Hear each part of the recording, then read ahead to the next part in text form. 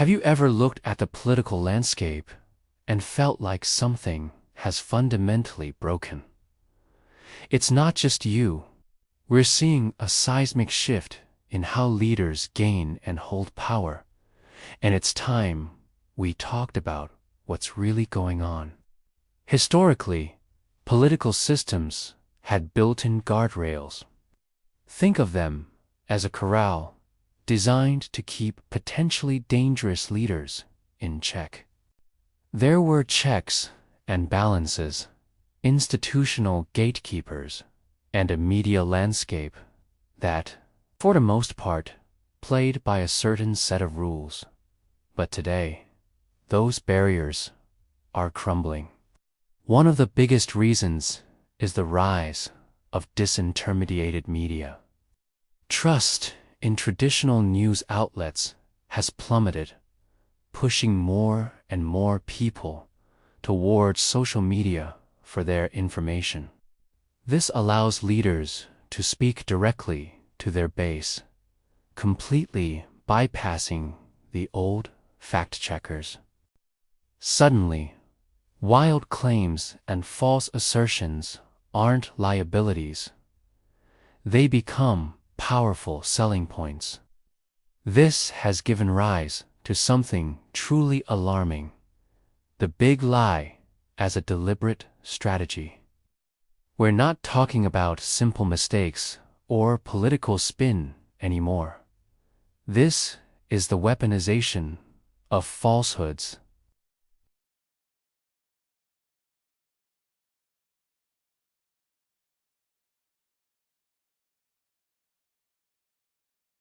By flooding the zone with misinformation, these leaders create a fog of cynicism and mistrust. When nobody knows what's true, the only thing left to trust is the leader who seems most confident. At the same time, the old gatekeepers within political parties have been weakened.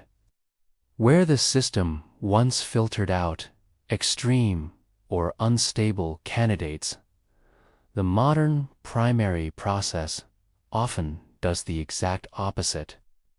In this new environment, the most radical, loudest voices often get selected in, not out. Independent sources of power and influence that once acted as a brake on extremism have all but disappeared, leaving the path to power wide open for a new kind of politician. What defines this new breed of leader?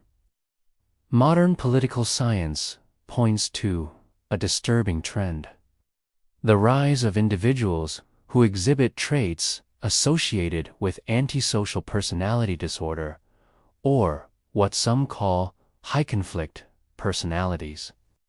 These aren't just difficult people. They use these traits as tools to seize and maintain power. A key characteristic is a profound lack of remorse and a chilling callousness. They operate with a pervasive disregard for the rights of others and a constant willingness to violate social norms, all without a hint of guilt. For them, rules are for other people. This isn't just about being tough or unconventional. It's a fundamental deficit in empathy that allows them to manipulate and harm without a second thought. Their primary weapon in any conflict is a tactic known as DARVO. It's an acronym that stands for deny, attack, and reverse, victim, and offender. Let's break it down. First, they flatly deny any wrongdoing, no matter how overwhelming the evidence.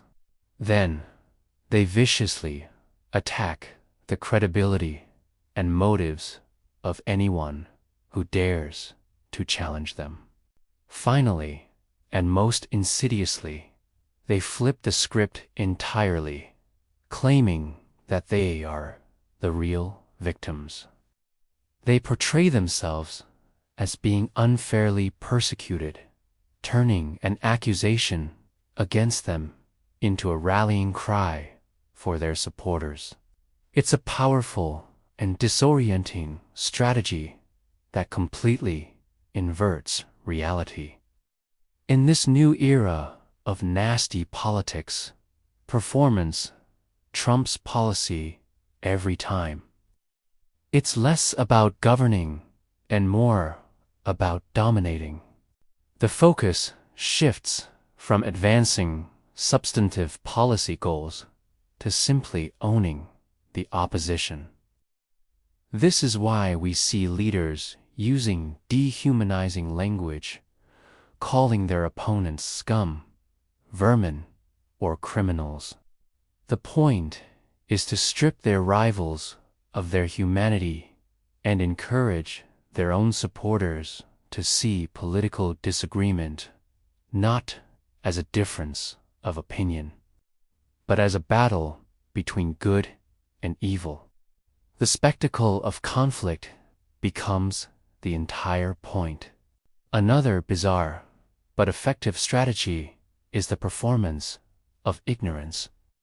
For generations, politicians were expected to at least appear intelligent and well-informed. But now, we're seeing a celebration of anti-intellectualism. Some leaders openly embrace a lack of knowledge or even pretend to be less intelligent than they are. To connect with a growing anti-expert sentiment, it's a way of saying, I'm one of you, not one of them. This ties into the rise of performative activism. These aren't genuine attempts to create change. They are staged actions designed for maximum social media impact. A leader might orchestrate a confrontation or get themselves cancelled just to create a spectacle. The goal is to frame themselves as a brave truth-teller fighting against a corrupt system. This performance of victimhood is incredibly effective at inciting outrage, solidifying their base, and distracting from any real policy failures. Now, you might think supporters would see through this showmanship, but many don't see it as fluff. They see it as a necessary tool. In their view, the leader is simply cutting through the media noise to communicate directly with the people. The aggressive rhetoric and staged outrage are seen as proof of authenticity, a sign that the leader is a real fighter, not just another polished politician. The performance isn't a bug, it's the feature. So, what does all this mean for democracy? The consequences are severe and far-reaching. First, we're seeing extreme emotional polarization. This isn't just about disagreeing on policy anymore. It's becoming a form of political sectarianism, driven by othering and deep-seated aversion. Studies show that people in opposing parties now feel more animosity toward each other than they feel affinity for their own side. We stopped seeing each other as fellow citizens with different views and started seeing each other as enemies. This leadership style also causes immense institutional damage. When a leader consistently violates moral and ethical norms, something called negative sorting happens. Talented, Principled people can't stomach the environment, so they leave. Who's left behind? Either sycophants who are happy to enable the leader's worst impulses, or people who feel trapped and have no other choice but to stay. This creates a dangerous feedback loop. The leader is surrounded only by yes-men, reinforcing their warped view of reality because they no longer receive any critical feedback. Finally, this leads to a condition political scientists call hyperpluralism. It's a twisted version of a healthy democracy.